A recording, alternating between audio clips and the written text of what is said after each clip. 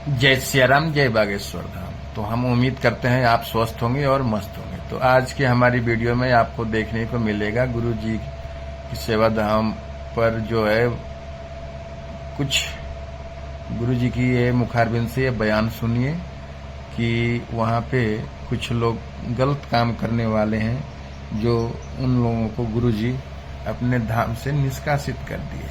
और ऐसे गलत करने वाले, ऐसे पशु विचार वाले लोगों को गुरु जी क्या कर सकते हैं? समझा ही सकते हैं, उनको हटा सकते हैं, लेकिन किसके मन में क्या भावना है ये तो उनको ही पता है।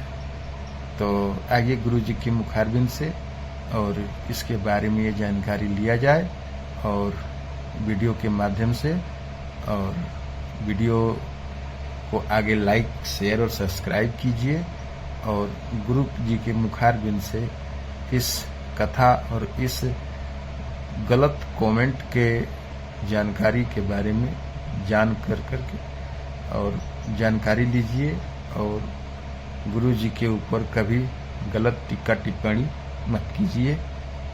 और ये वीडियो के माध्यम से आप सुनिए क्या कह रहे हैं गुरु जी। कुछ लोगों को बड़ी मिर्ची लगी हमारे उस बयान से। खैर, जिन्हें मिर्ची लगनी चाहिए उन्हें लगेगी, क्योंकि जो आदमी सत्य बोलता है वो चुभता तो है, और सत्य चुभ रहा हो तो तुम्हारे अंदर मिर्ची लगे तो लगने दो, हम सत्य बोलना ना छोड़ पाएंगे। ये बात भी अलग है कि कोई भी गुरु अपने चेलों के बारे में ऐसा बोल नहीं सकता। हां, हमारे सब चेले ऐसे नहीं हैं, पर कुछ हैं, उनके लिए हमने बोला है, और जो है हमने उनको हटा भी दिया। पर दूसरी बात, इस दुनिया में ऐसा कौन होगा? हमारे चेलों को तो खुश होना चाहिए कि तुम्हारा गुरु कितना स्पष्टवादी है, वरना नेता भी ऐसे हैं, पर उनके पार्टियों के अध्यक्ष नहीं बोल पाते अपने नेताओं के बारे में कि हमारा नेता ऐसा है। जनता नहीं बोल पाती। कंपनियों में भी ऐसे लोग हैं, कंपनियों के मालिक नहीं बोल पाते, और जगहों पर ऐसा हो रहा है, वहां के धर्मपीठ के लोग नहीं बोल पाते। हमारे चेलों को तो खुश होना चाहिए कि तुम्हारा गुरु सबसे समझौता करता है, सत्य से समझौता नहीं करता। इसकी कीमत कुछ भी हो, हमें फर्क नहीं पड़ता। और याद रखना मेरे पागलो, हम तुम्हें रिझाने के लिए नहीं बैठे हैं कि तुम रीझ जाओ। हम तुम्हें सिर्फ सत्य बताने के लिए बैठे हैं। भला लगे चाहे बुरा लगे, ये तुम्हारी निजी प्रॉब्लम है कि तुम्हें बुरा लगे, हमारी प्रॉब्लम नहीं है। हम तो वही बोलेंगे जो बोलने जैसा है। हम काना को काना ही कहेंगे, काना, हम कुत्ते को कुत्ता ही कहेंगे, कुत्ता जी ना बोल पाएंगे। हाँ, अगर कुत्ता है तो हम कुत्ता ही कहेंगे, तुम कहो कुत्ता जी, हम ना बोल पाएंगे। तुम्हें चाहे भला लगे चाहे बुरा लगे, अभी भी मौका है, खिसको, डांस करो ढिसको। हम तो ऐसे के ऐसे ही रहेंगे, जब तक जिएंगे तब तक ऐसे। हमने तो कई बार ऐसी बातें बोली जो बोलने जैसी हैं। हमें मंदिरों पे सब कुछ अच्छा लगता, मंदिरों का वीआईपी कल्चर अच्छा नहीं लगता। तुमने देखा नहीं मंदिरों में कि जो मोटी गड्डी चढ़ाता है वो फूल की माला पाता है, प्रसाद का डब्बा पाता है, और जो चुवन्नी नहीं चढ़ाता वो सिर्फ ढक्का पाता है।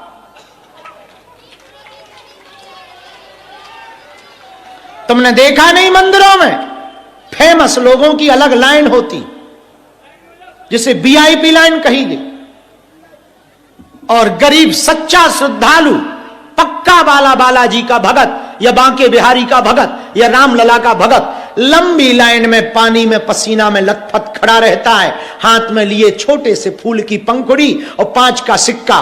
उसे सिर्फ धक्के के अलावा कुछ नहीं मिलता है। और देखा नहीं तुमने, महापाप करने वाले जो 50,000 की गड्डी चढ़ाता है वो भगवान के पहने हुए वस्त्र को ओढ़ कर आता है। अब देखो जो है सो है।